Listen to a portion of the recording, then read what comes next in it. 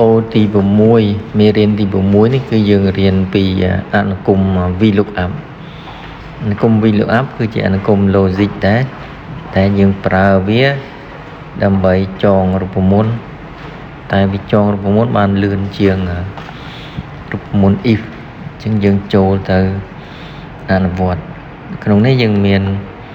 attendance 15% assignment 25 midterm 30 final 30ចឹងយើងនឹងរក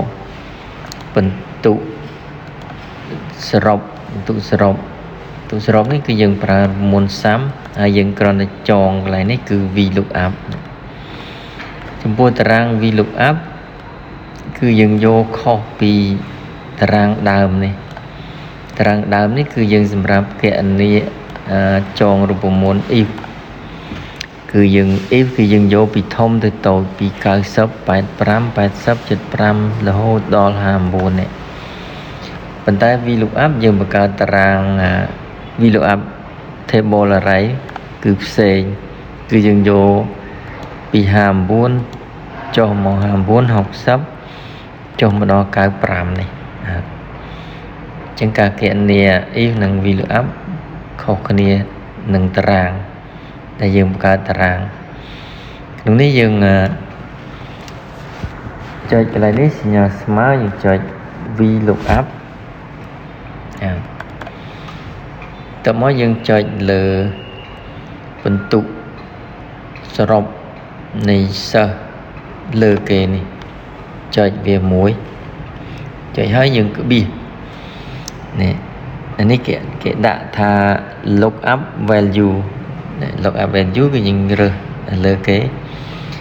ទី2គឺយើងជ្រើសរើស table array នេះ table array នៅណានេះ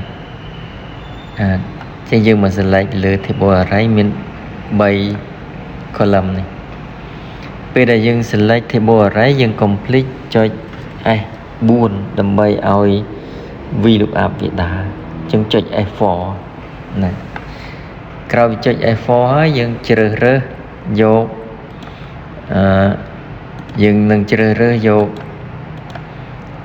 column នៅលើ table array នេះចឹង column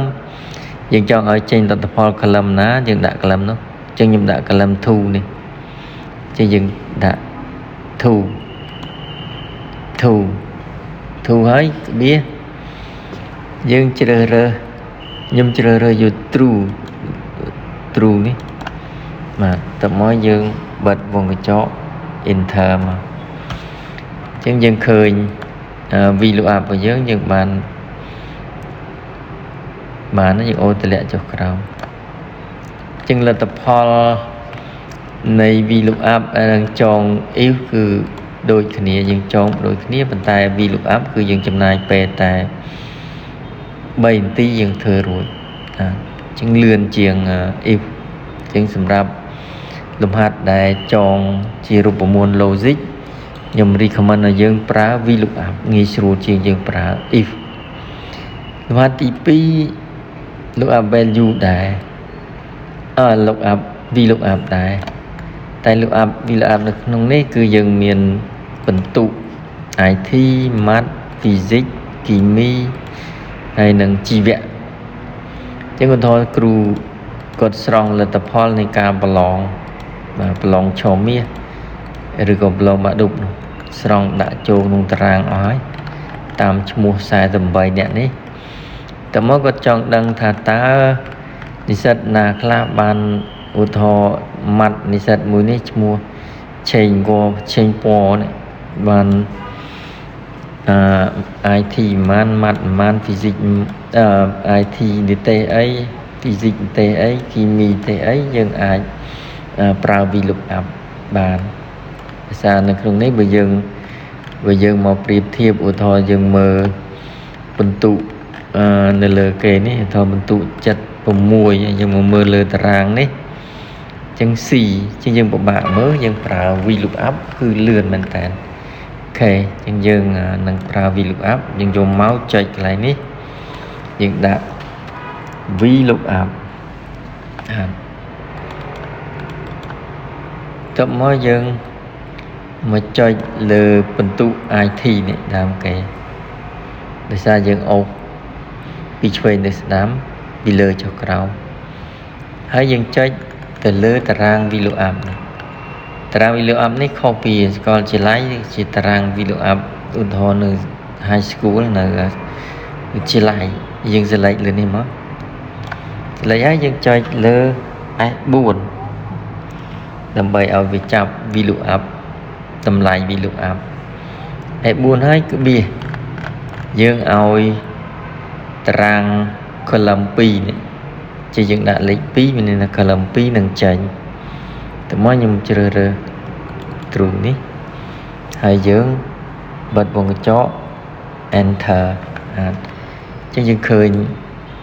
លទ្ធផលនេះយើងបានចឹងយើងអាចទាញមកឆ្វេងហើយទាញពីឆ្វេងមកស្ដាំហើយយើងទម្លាក់ចុះក្រោមមក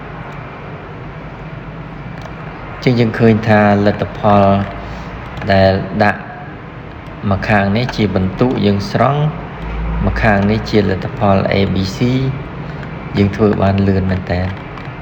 ដោយសារយើងប្រើ VLOOKUP បើយើងប្រើ if យើងចំណាយពេលដល់យូរជាងមានន័យថាយើងរកមួយជួរនេះជួរនេះរក5ជួរជាងយើងចំណាយពេលយូរអូខេចឹង recommend ឲ្យយើងប្រើ VLOOKUP គឺល្អលឿនជាងគេអូខេអរគុណជួយ subscribe share ឲ្យមួយផងបាយបាយ